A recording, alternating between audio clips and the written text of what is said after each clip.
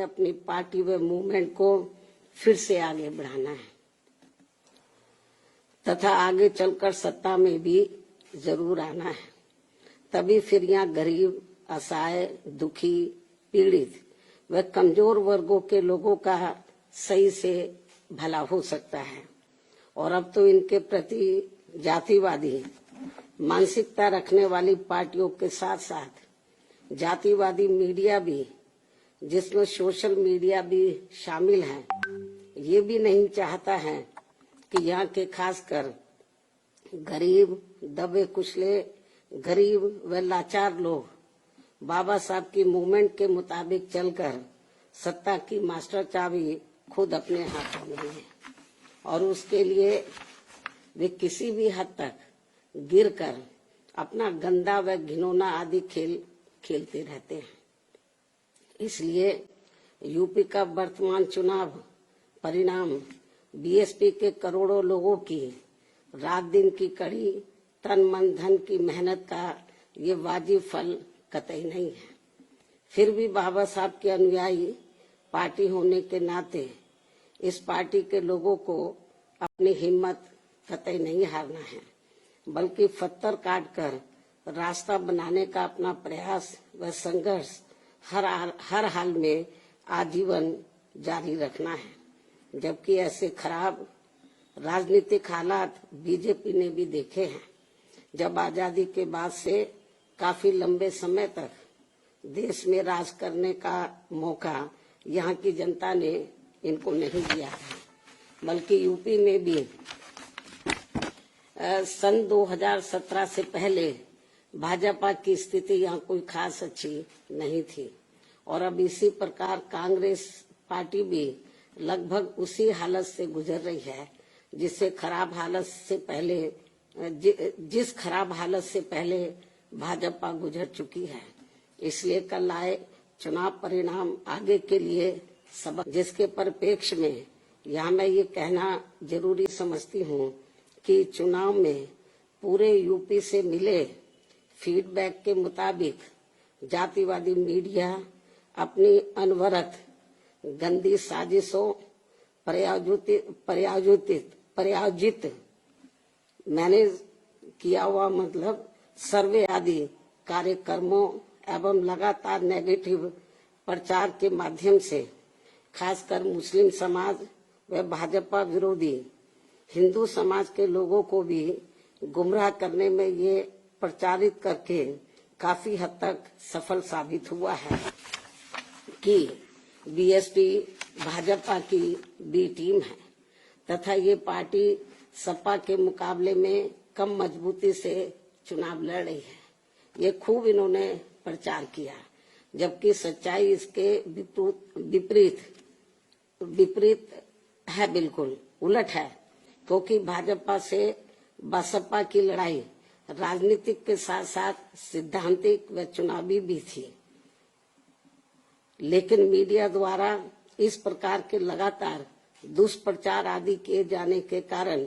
भाजपा के अति आक्रामक मुस्लिम विरोधी चुनाव प्रचार से मुस्लिम समाज ने एक तरफा तौर पर सपा को ही अपना वोट दे दिया तथा इससे फिर बाकी भाजपा विरोधी हिंदू लोग भी बसपा में नहीं आए। और यदि ये सभी लोग इससे ये स्पष्ट है कि मुस्लिम समाज का वोट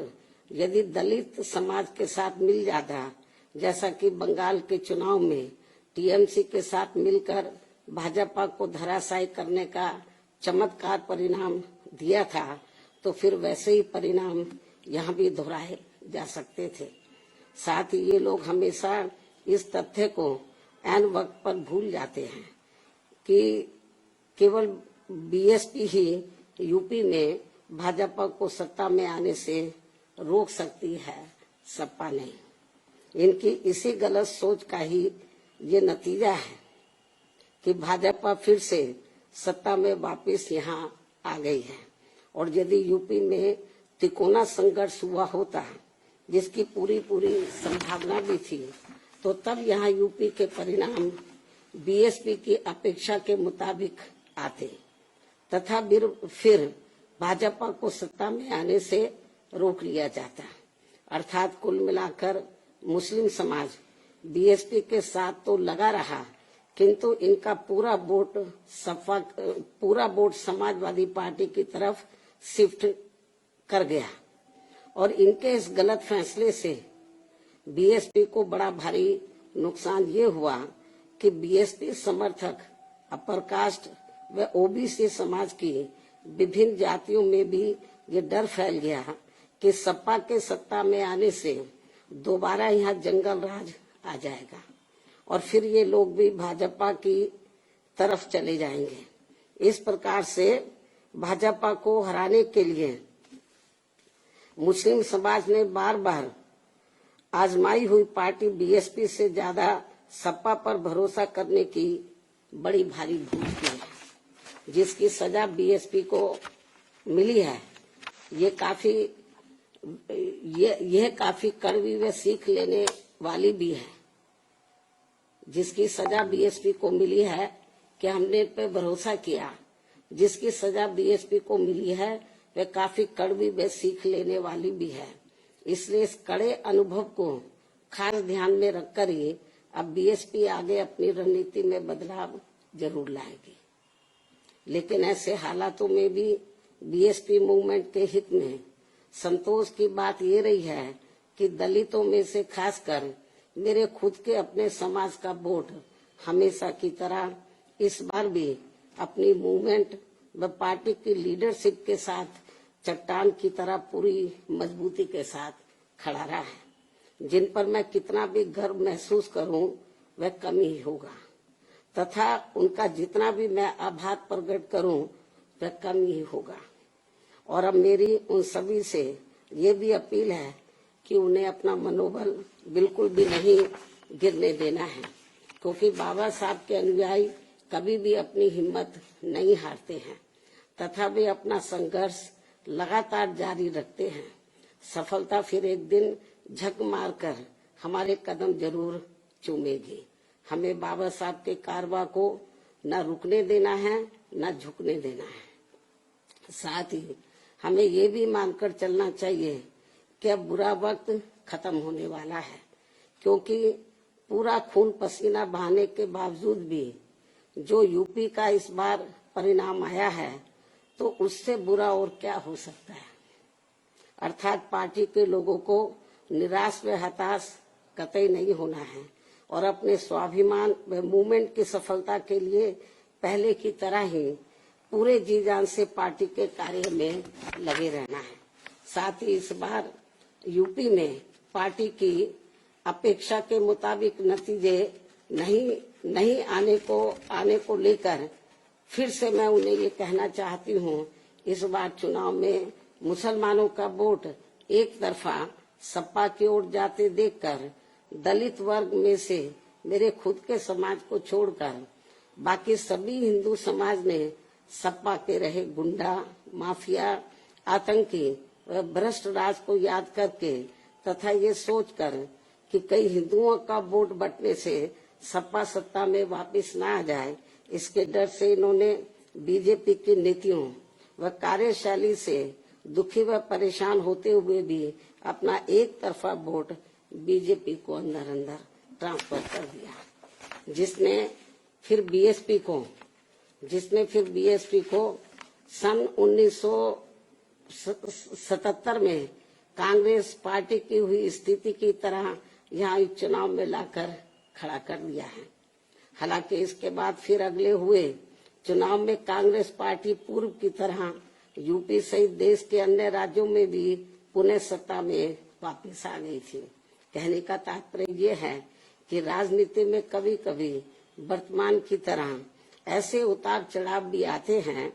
जिससे अपनी पार्टी के लोगों को भी दुखी होकर शांत बैठने की बजाय या इधर उधर भटकने की बजाय बल्कि ऐसी बदली हुई परिस्थितियों का भी मुकाबला करने के लिए अपनी वर्तमान रणनीति में परिवर्तन करके आगे बढ़ना होगा। और इसके लिए बाबा साहब के राजनीतिक जीवन संघर्ष व उनकी सोच को भी ध्यान में रखकर अपनी पार्टी के जनाधार को फिर से कैडर के जरिए आगे बढ़ाना है। साथ ही इस मामले में हमें ये भी याद रखकर आगे बढ़ना है कि कांग्रेस ने बाबा साहब को अपने रास्ते का रोड़ा मानकर इनको सीधे चुनाव में कामयाब नहीं होने दिया था, लेकिन उन्होंने इससे भी अपनी हिम्मत नहीं हारी थी और फिर यहाँ जातिवादी व्यवस्था के शिकार हुए लोगों को एकजुट व संगठित होकर उन्हें राजनीति में आगे आने की भी सलाह दी थी, ताकि फिर वे सत्ता के जरिए अपना खुद का विकास व उत्थान आदि कर सके, जैसा कि हमने यूपी में 4 बार करके दिखाया भी है। साथ ही उन्होंने उस समय कांग्रेस जैसे अन्य उन सभी जातिवादी पार्टियों से भी अलग रहने की भी सलाह दी थी, जिनकी जातिवादी सोच में कोई परिवर्तन नहीं आ रहा था। इसलिए इन सब बातों को ध्यान में रखकर अपनी पार्टी के लोगों को फिर से यह अपनी पार्टी व मूवमेंट को आगे बढ़ाना है। इन्हीं जरूरी बातों के साथ ही अब मैं बीएसपी के सभी छोटे बड़े पदाधिकारियों,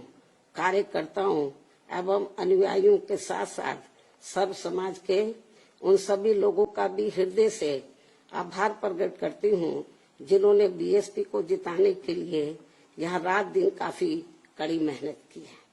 तथा पूरे तन मन धन से भाजपा को हराने के लिए यहाँ लगे रहे हैं। साथ ही उत्तराखंड व पंजाब राज्य के भी पार्टी के अपने सभी छोटे बड़े पदाधिकारियों, कार्यकर्ताओं एवं अनुयायियों का भी मैं पूरे तय दिल से आभार प्रकट करती हूँ, जिन्होंने वहाँ पार्टी को कामयाब बनाने के लिए अपनी पूरी कोशिश की है। हालांकि इन राज्यों में भी हमें उम्मीद के मुताबिक सही सफलता नहीं मिली है, जिसका पार्टी को काफी दुख व चिंता भी है। वहाँ भी हम लोग वर्तमान जो राजनीतिक हालात चल रहे हैं, तो उसको ध्यान में रखकर हम लोग आगे की रणनीति बनाकर अपनी पार्टी और मूवमेंट को आगे बढ़ाएंगे। और अब मैं इन्हीं जरूरी बातों के साथ ही अब मैं अपनी बात यही समाप्त करती हूँ। धन्यवाद।